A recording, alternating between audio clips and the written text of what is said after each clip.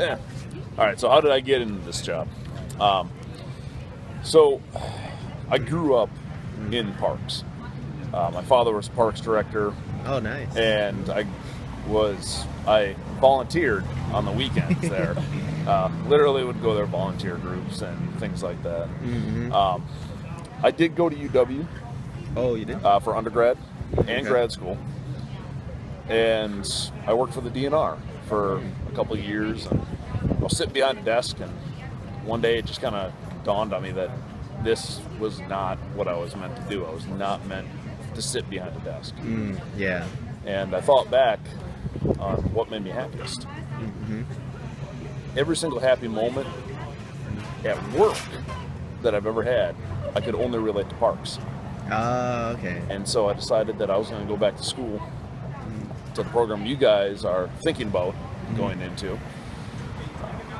And I haven't looked back for a single second, and it changed my life in a very good way. Nice. That's good. So that's how I ended up where I am right now. Yeah, that's awesome. Nice. Yeah, that's awesome.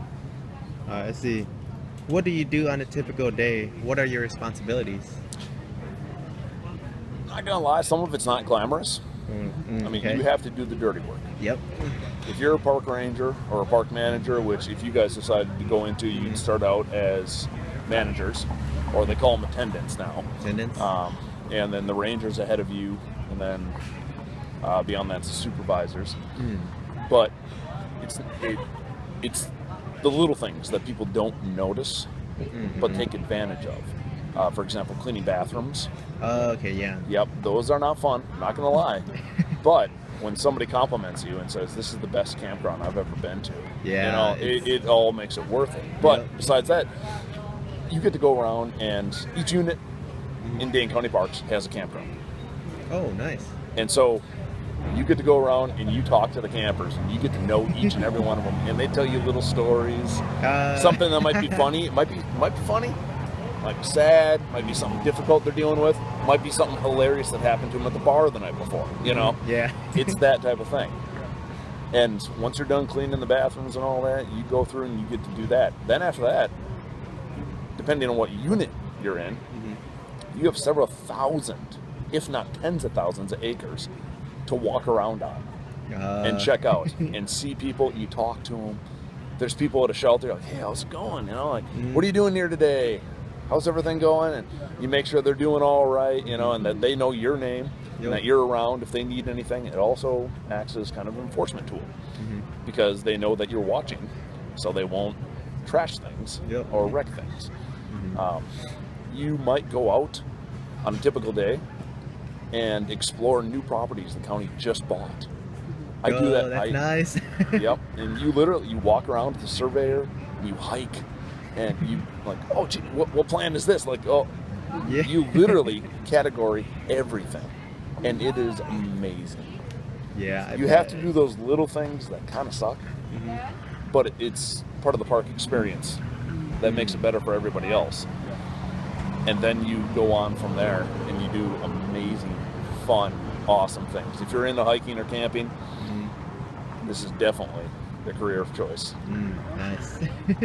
So then the next question I have is, like, what advice would you have someone who's preparing to be in this field, in this career? Be multi-diversical. Expand as much as you possibly can. Don't just think that school is going to set you up. It's not. Yeah. You can read things, you can learn things, but that's different than the real world. I had to go out, like I have multiple degrees, an associate, a bachelor's, and a master's degree, but I've worked in the trenches, literally digging water lines around the Capitol Square, earning my CDL, my crane operator's license, things that a lot of people don't have. Yeah. There's a saying, and I forget it, so I probably just shouldn't say it, but that a lot of people think they just have to go to school, and you do. School is very important, but doing those things with your hands and learning hands-on is something that is a huge drain in America right now. We don't have a whole lot of people that know how to drive a stick shift. We don't have a whole lot of people that know how to operate a crane or operate a dump truck. And those are things, if you're looking to get parks, that you're going to have to do eventually. Okay. And so being able to be a hands-on individual, getting those experiences, whether it's going and working a night job at FedEx and learning how to operate forklifts, things like that. Yep. Just little things that you don't think really matter. You don't think about it. You're in school, and I didn't when I first started out. I know that. But they do matter. And it comes back huge later on in life. Yeah. I understand what you mean. Let's see, what are the biggest challenges you face in your job? Madison is and Dane County itself is a very unique county. Wherein we have the capital, we have a mid-sized city, but we also have very rural areas. And some of the parks are within the city of Madison limits. Lake Farm County Park, Token Creek is just outside. Some of them are major trucking routes. Some of them are like Lake Farm on the bike path right next to Super Walmart. And some of them are in the middle of nowhere. So each park is very unique, and the approach that you have to take to individuals that you encounter in those parks is very unique. For example, Lake Farm, which is just behind Southtown, and Capital City Trail runs right through it. There's a lot of homeless individuals that make their way down there. The county pays for them to have campsites. They stay there, and you can encounter some, at times, very difficult situations. Yeah. They'll tell you things, their life story, Yeah. and some of them are just down on their luck. Some of them you may have to deal with that they have mental issues. Yep. Token Creek, on the other hand, is on a trucking route. So there's difficulties there. There's people that they're on the road all the time. They want to camp out just for a night, and they want to have fun. Yep. So they can be a little bit more difficult. You go to areas like Babcock County Park, which is McFarland, or if you go to Brigham County Park, those campgrounds are a lot more tame. The people are a lot more laid back, just very easygoing, kind of like retirees. Okay, So yeah. the most difficult thing is having to switch between those units. Typically, when you start out, you're assigned to a specific unit, Okay. and you will learn those people, and you'll have regulars and everything like that, that you see all the time. But once you progress yourself, you switch between units. When the summer help is gone, LTEs are gone, you have to go and see other people's units when they have time off. So you have to be able to adjust to that Okay. and understand how the differing demographics from rural country to mid-sized American city are. Okay. So it's different for every place you go. Yes. Yep. Awesome. Okay. So, what would you say is unique about this organization? It's one of the most progressive park systems in the entire nation.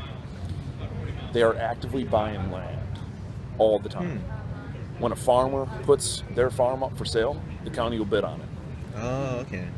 They want to preserve as much land as is possible. And Dane County is in a very unique situation, especially for the state, that they have the funds to do so.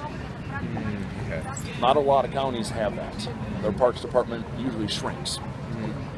Dane County's park department is growing. Oh, yeah, that's good. Yep. Even though we went through the recession, you guys were young back then, 2008 through 2010, roughly.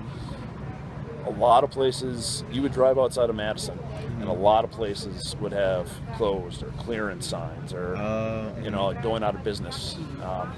The economy was hit very hard outside of Madison and outside of Dane County in general. But because of the government money that we have here, it being the capital, our parks department did not suffer. It stagnated a little bit during that period, but then as soon as the economy started to recover, so did we, and we expanded and continued to expand. Each year, the county buys at least 800 new acres of land. Wow. That's a lot of land. Yeah, that's a lot of If land. you've ever walked around an acre, that's bigger than the normal house lot around here. Yep, it is. So one of the things that I would do in the spring is go around and walk these lands, literally. Put up signs, survey it. So that is one of the most wonderful things about this position. That's really cool. You kind of get to do what you want to do and have fun with it. Yep. I see. What areas are growing and changing in this field? The approach, one of the biggest changes that we've had recently, especially, with the new laws that are enacted within the city of Madison about homeless individuals not being able to sleep or spend more than 4 hours in a single spot. That has affected the county parks as well dramatically, especially Lake Farm since it's in the city borders. And that's a large park. That's now with the addition of the Capitol Springs area across the street, which is just outside the city of Madison, but technically in. It's a very gray area. That's an 800-acre park. That's a big park. Yeah, that's a big park. And it's got a lot of lakeshore, a lot of beautiful areas, Yep, and like I stated before, a lot of homeless individuals make their way down there. The county will pay for them to stay there, but once their money dries out, they tend to still just stay there. They just find different areas. So one of the biggest things that's been changing is our approach to dealing with homeless individuals, offering them different services, working with the city of Madison, even though we're a county organization, working with the city of Madison. And the cross between the city and the county is a huge positive. Big change, but a huge positive. In that we can recommend services that are available downtown. There's the Luke House just down the street here. There's the Episcopalian Church, which has filed itself legally as a church, but also as a homeless shelter government organization. So religion doesn't play into it. They have two separate buildings just because they want to serve the homeless. And so we have the ability now to know about those organizations when perhaps beforehand we didn't.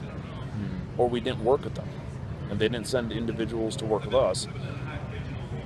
So once that time runs out for those individuals who have been staying in the park and might set up an illegal camp, which does happen, you'll find that.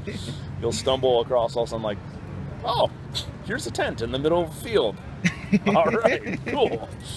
And it's not just a field, it's like in the marsh. Anyways, I have stories. But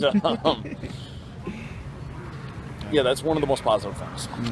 And one of the newest changes is the inner working between the county and the city. And organizations that are associated with the city are now becoming associated with the county.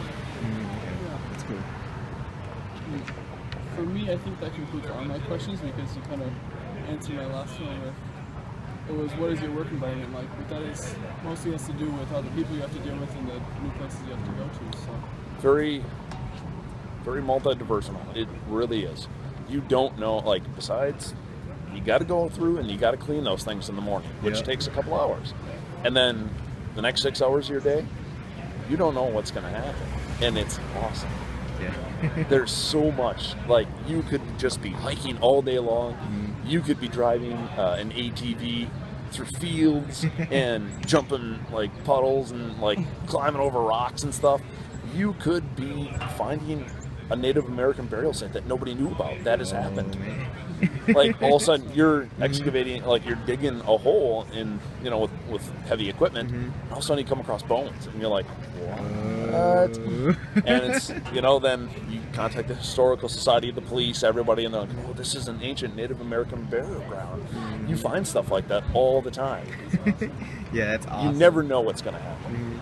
It is a wonderful, wonderful, I do not regret it. I used to work right down there in Jeff 2. Jeff 2? Jeff 2, that's the government building 2. Okay. Jeff 1, Jeff 2, Jeff 3, and GEF, not JE.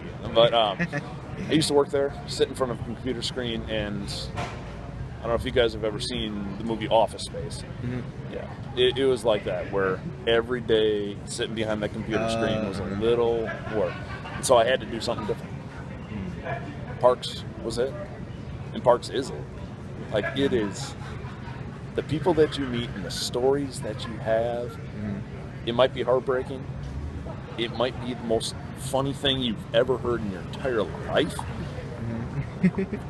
And it might be just exhilarating. Something that gets your heart going like you never thought it could get going before. You don't know what's going to happen on a daily basis. And it's something that a lot of people go and they sit at their desk. They look at the computer screens. They do the same thing day in and day out. They make good money. I'm not gonna lie, you're gonna start out in the parks, you're not gonna make that great of money. But when you get up there, you start making really good money if you're really passionate about it and you really like what you're doing. It is a beautiful career to get into. And you'll have people come up to you and they will tell you, campers, park patrons, people like that, that they wish that they would have made that decision when they were younger. And I was lucky enough that I switched when I was young enough. If you guys are thinking about going into a career of parks, don't hesitate on it, because I guarantee you won't regret it. Okay. Yeah, that's awesome. All right. Thank you, Burke. It was nice meeting you. Yep. Thank you for interviewing. Thank you so much. Yeah.